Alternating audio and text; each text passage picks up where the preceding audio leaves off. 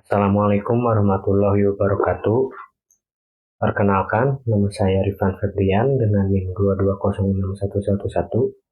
Di sini saya akan membahas materi mata kuliah teori bahasa dan automata, terutama pada tugas 4, yakni mengenai tata bahasa reguler atau aturan produksi DFA atau Deterministic Finite State Automata. Pada pembahasan kali ini, kita akan membahas tentang bab 1 aturan produksi bahasa reguler yang terdiri dari bahasa reguler, kemudian aturan produksi, dan yang ketiga, pengertian finite state automata atau FSA. Kemudian pada bab 2 akan dibahas tentang deterministic finite state automata yang terdiri dari pengertian, kemudian penyajian DFA dalam bentuk diagram transisi dan dalam bentuk tabel transisi. Bab 1. Aturan produksi bahasa reguler. Bahasa reguler atau tipe 3 menggunakan finite state automata sebagai pengenalannya. FSE umumnya terdiri dari sejumlah state atau simbol non-terminal sebagai kondisi pada automata, alfabet atau simbol terminal sebagai string input atau state awal, state akhir, dan fungsi-fungsi transisi yang menentukan state automata yang aktif setelah menerima string input tertentu. Kemudian aturan produksi. Aturan produksi merupakan pusat dari tata bahasa yang mengatur bagaimana tata bahasa melakukan perubahan suatu string ke bentuk lainnya. Dan melalui aturan produksi tersebut didefinisikan suatu bahasa yang berhubungan dengan tata bahasa tersebut. Aturan produksi dapat dinyatakan dengan bentuk A ke B atau dibaca dengan A menghasilkan B atau A menurunkan B. Di mana A menyatakan simbol ruas kiri aturan produksi, sebelah kiri tanda menghasilkan. Dan B menyatakan simbol-simbol pada ruas kanan dan bisa disebut juga hasil produksi. Simbol-simbol tersebut dapat berupa simbol terminal atau simbol variabel atau non-terminal. Simbol terminal adalah simbol yang tidak dapat diturunkan lagi, sedangkan simbol variabel atau non-terminal adalah simbol yang masih bisa diturunkan lagi. Dengan menerapkan aturan produksi, suatu tata bahasa dapat menghasilkan sejumlah string. Himpunan string tersebut adalah bahasa yang didefinisikan oleh tata bahasa tersebut. Finite state automata. FSE merupakan automata berhingga yang memiliki sekumpulan status dan kontrol yang bergerak dari status ke status lain. Kontrol terhadap FSE dapat bersifat deterministik. Automata tidak dapat berada di lebih dari satu status pada saat bersamaan, atau non-deterministik, atau automata dapat berada di beberapa status pada saat yang bersamaan. Sehingga FSE terdiri dari dua jenis, yaitu Deterministic Finite Automata atau DFE dan Non-Deterministic Finite Automata atau NFE. Setiap FSE bisa diasosiasikan dengan sebuah diagram transisi, yaitu suatu graf berarah sebagai berikut. Setiap simpulnya mewakili setiap status pada FSE. Jika ada transisi dari status P ke status Q pada input A, maka ada busur dari P ke Q berlabel A. Status awal ditandai dengan kata star atau biasa disingkat dengan huruf S. Status akhir ditandai dengan dua lingkaran. Jadi fungsi dari diagram transisi adalah untuk menggambarkan cara kerja suatu FSE. FSE yang terdiri dari NFE dan DFE umumnya terdiri dari himpunan state atau simbol non-terminal. Sejumlah terhingga yang disimbolkan dengan Q merupakan keadaan pada automata yang dapat berubah menjadi state lain setelah menerima alfabet yang diinput. Dalam penulisan himpunan Q, state yang dituliskan pertama kali umumnya adalah state awal. Himpunan alfabet atau simbol terminal sejumlah hingga yang disimbolkan dengan sigma adalah simbol-simbol yang dapat dikenali oleh automata ketika diinput sebagai string. Himpunan fungsi transisi yang disimbolkan dengan delta mengenali alfabet string yang diinput pada automata dan kemudian merubah state yang berlaku sekarang menjadi state lain. Misalnya string input terdiri dari 3 alfabet, maka state dapat berubah sebanyak kurang dari sama dengan 3 kali dengan menggunakan kurang dari sama dengan 3 fungsi transisi. Contoh sebuah fungsi transisi adalah sigma S0 sama dengan D. Berarti bahwa jika alfabet 0 diinput saat state yang aktif adalah S, maka state yang aktif menjadi D. State awal yang disimbolkan dengan Q0 adalah state yang langsung aktif saat automata dijalankan. State awal berjumlah 1 buah. Himpunan state akhir atau final yang disimbolkan dengan F. Misalnya string input terdiri dari 3 alfabet dengan menggunakan fungsi transisi yang ada. Maka jika state ketiga bukan merupakan anggota himpunan F, berarti string tersebut tidak dapat diterima atau dikenali oleh automata. Setiap bahasa reguler bisa dikenali oleh DFA. Secara formal, suatu DFA dinyatakan dengan Q, sigma, delta, Q0, dan F, di mana Q himpunan berhingga status, sigma himpunan berhingga simbol masukan atau alfabet, fungsi transisi yang memetakan Q, X, delta ke Q, Q0 status awal, di mana Q0 bagian dari Q, dan F himpunan status akhir atau F himpunan bagian dari Q. Di sini kita akan coba membuat sebuah DFA atau deterministic finite state automata, di mana DFA ini akan menghubungkan setiap satu input ke satu state. Contoh DFA dengan bahasa L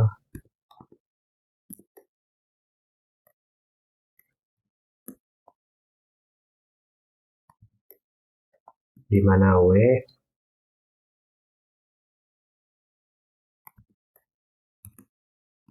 merupakan string yang memuat 10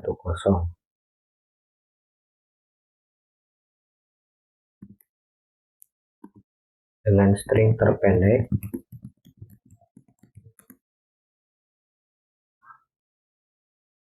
B 10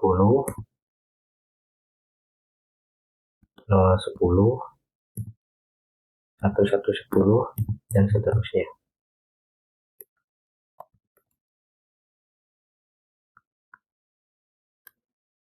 Pada himpunan berhingga status,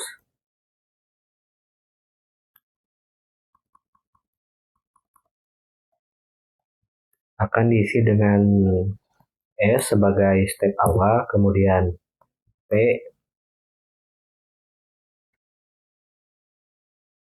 pada step kedua.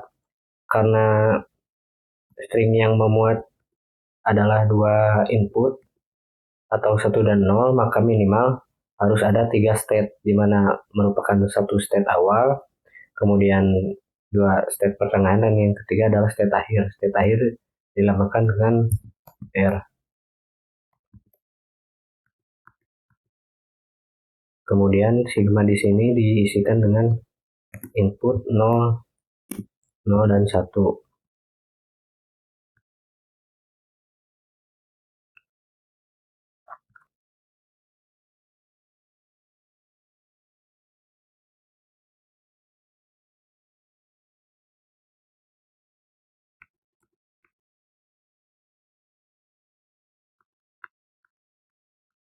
Kemudian bab 2, deterministic finite state automata. Deterministic finite state automata DFA adalah suatu representasi finite automata di mana sistem hanya berada pada suatu state tunggal setelah diberikan rangkaian input. Istilah deterministik sendiri mengacu pada fakta bahwa setiap input hanya terdapat satu state, di mana sistem dapat bertransisi dari state-nya sekarang.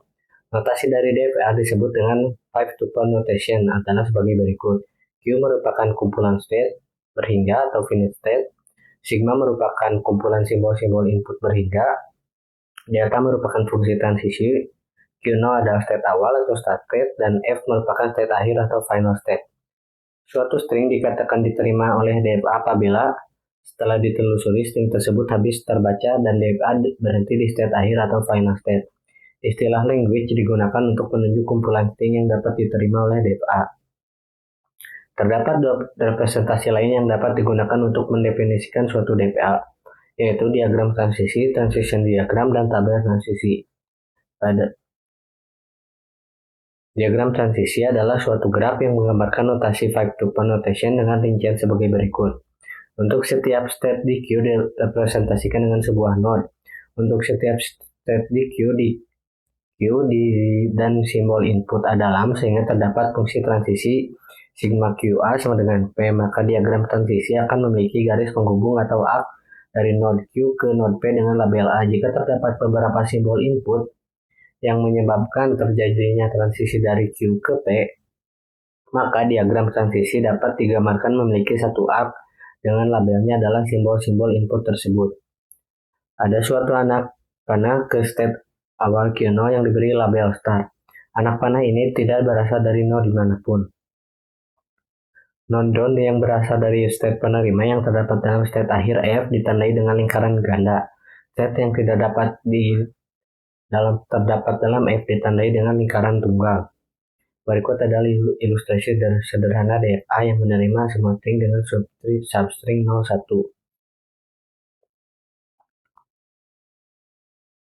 Pada diagram tersebut dapat dilihat bahwa untuk mencapai state akhir dibutuhkan dua substring mutlak yaitu 01. Karena hanya input 0 yang akan menyebabkan transisi dari Q0 ke Q2 dan hanya input 1 yang akan menyebabkan transisi dari Q2 ke Q1 sebagai state akhir dengan asumsi simbol input adalah 0 dan 1. Di state akhir sendiri, Q1 string akan tetap diterima apapun inputnya. Karena di state tersebut tujuan dari DFA telah tercapai, yaitu menerima string dengan substring 01. Tabel transisi adalah representasi tabular dari fungsi transisi sigma yang membutuhkan dua argumen dan mengembalikan suatu nilai. Baris tabel menggambarkan state dan kolom tabel menggambarkan inputnya nilai isi, dan baris state Q dalam inputnya adalah sebuah state hasil dari sigma Q ke A. Oke, yang terakhir kita akan coba membuat DFA dengan kasus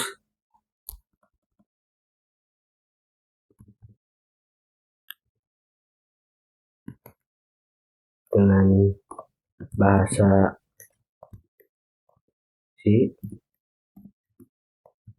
di mana W merupakan string yang memuat 111 dan sigma atau input terdiri dari 0 dan 1. Kemudian string terpendek adalah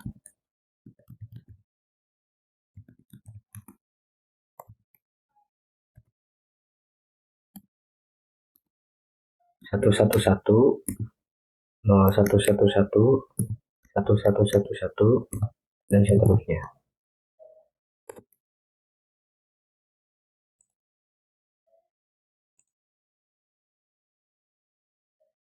Karena yang dibutuhkan adalah pencapaian string 111, maka di sini akan minimal dibutuhkan 4 kotak, 4 lingkaran,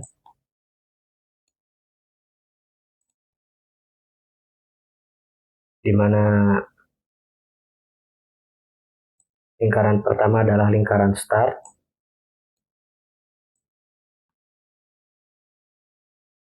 dan lingkaran terakhir merupakan tujuan atau syarat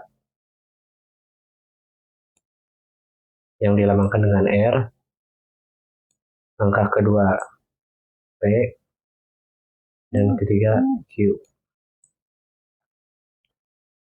Pada kasus kali ini dibutuhkan string 111 yang berarti diharuskan dari S ke P ini agar bisa menuju tujuan 111 dibutuhkan angka 1. Maka S ke P dibutuhkan input 1. Begitu juga P ke Q karena dibutuhkan string 1.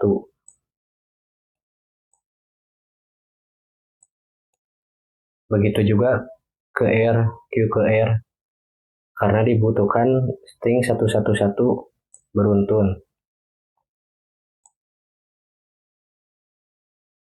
Kemudian setelah kita berhasil menginputkan string 1, di sini kita akan memasukkan inputan string 0. Dan pada langkah pertama string 0 ini akan memutar dirinya kembali ke S.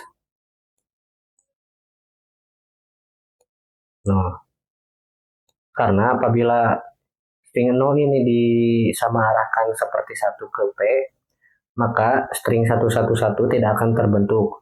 Atau bisa saja string ini jadi 0111 dan mencapai R, padahal bukan itu yang diinginkan oleh DFA. Sehingga inputan 0 akan kembali pada state awal atau S. Kemudian yang kedua, pada langkah P. Pada langkah P juga sama seperti langkah S. Pada langkah P, apabila kita memasukkan inputan 0, maka akan kembali pada bagian S awal. Kenapa tidak kembali pada bagian P? Karena apabila kembali pada bagian P, di sini akan saja diizinkan 1, 0, karena 0 kembali ke P, maka di sini akan 0 lagi. 1, 0, 1, 1. Yang string ini akan memuat 0, 1, 1, 1, 0, 1, 1 yang akan tidak diterima oleh aturan string atau aturan bahasa. Maka ini tidak diperbolehkan. Karena itu pada DFE inputan 0 kembali lagi ke S agar bisa mengulangi aturan produksi, agar aturan produksi berikutnya akan bisa mencapai 111, sehingga pada aturan 0 akan kembali pada state awal.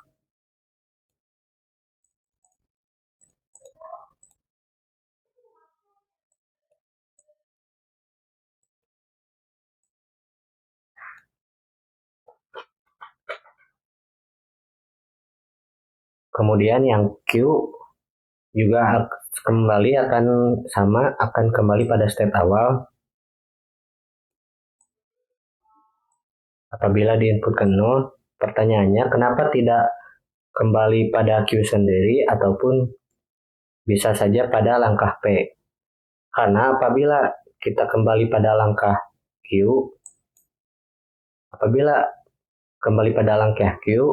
misalkan di sini inputannya merupakan 1, 1, 0, 0 kembali ke Q dan kembali ke 1, maka yang string yang terdiri akan 1, 1, 0, 1. Yang dimana ini tidak memenuhi aturan bahasa DFE yang kita butuhkan. Yang kita butuhkan adalah 111 bukan 1101. Maka Q tidak bisa kembali kepada dirinya sendiri dan harus kembali pada langkah S.